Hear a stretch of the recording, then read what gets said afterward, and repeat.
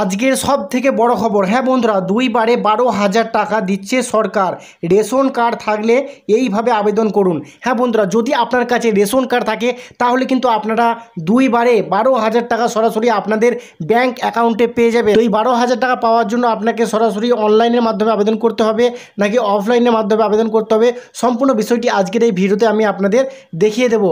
আর অবশ্যই মনে রাখবেন, এই প্রকল্পের আবেদন করতে গেলে আপনার কি ডকুমেন্টস প্রয়োজন রয়েছে সেটাও আজকের এই ভিডিওতে আমি আপনাদের দেখিয়ে দেবো। যদি আপনারা সঠিকভাবে আবেদন করতে পারেন তাহলে কিন্তু আপনারা দুইবারে 12,000 টাকা সরাসরি আপনাদের ব্যাংক অ্যাকাউন্টে পেয়ে যাবেন। তো বন্ধুরা, তাহলে আর দেরি কিসে, চলুন পুরো ভিডিওটা আমরা দেখে নিই। দেখুন বন্ধুরা, এখানে কিন্তু পরিষ্কার বলা হয়েছে যে রেশন কার্ড থাকলেই বাজিমাত, সরকার দিয়ে দেবে 12,000 টাকা। শুধু সরকারের নির্দেশ মতো যোগ্যতা থাকতে হবে আর আবেদন করতে জানতে হবে, এর বাইরে আর কিছু লাগবে না। আসলে প্রধানমন্ত্রী স্বচ্ছ ভারত মিশনের অধীনে শৌচাগার প্রকল্পের নতুন ফেজ শুরু হয়েছে। কারণ আপনারা সবাই জানেন যে খোলামেলা মলত্যাগের ফলে নোংরা ছড়ায় এবং এই বিষয়গুলিকে মাথায় রেখেই এই স্কিমটি শুরু করা হয়েছিল।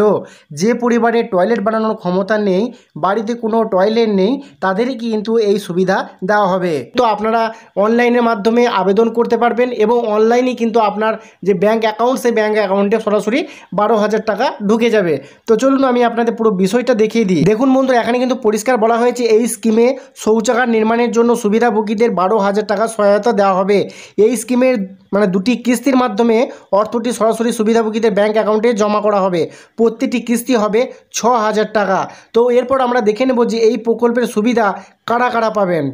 দেখুন, এখানে পরিষ্কার কিন্তু বলা হয়েছে এই প্রকল্পের সুবিধাভোগীর বাড়িতে ইতিমধ্যেই একটি টয়লেট থাকলে তিনি কিন্তু টাকা পাবেন না। শুধুমাত্র ভারতের নাগরিকরা এই প্রকল্পের সুবিধা পাবেন। যে পরিবারগুলি দারিদ্র্যসীমার নিচে পড়ে সেই পরিবারগুলি বর্তমানে এর যোগ্য।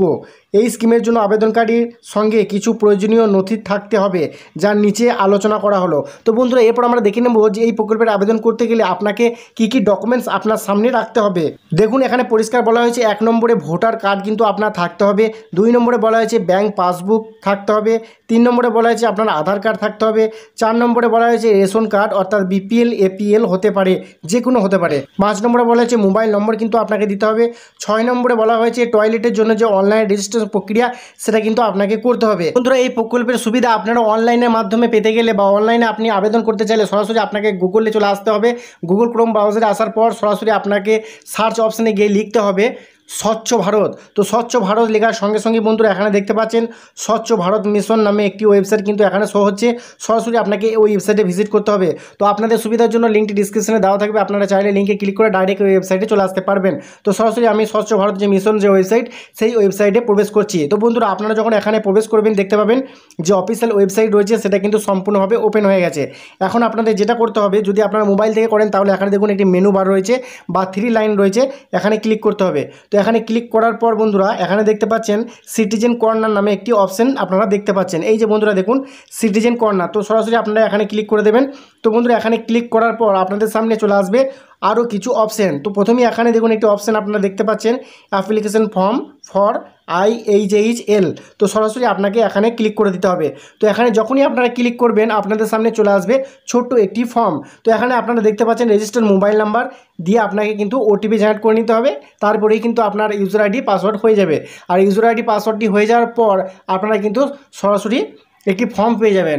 আর সেই ফর্ম ফিল আপ করার পরেই কিন্তু আপনাদের যে আবেদনটি সেটা সাবমিট করে দেবেন। আর সাবমিট করে দেওয়ার পর আপনাদের ব্যাংক অ্যাকাউন্টে সরাসরি কিন্তু 6 করে 12,000 টাকা ঢুকে যাবে।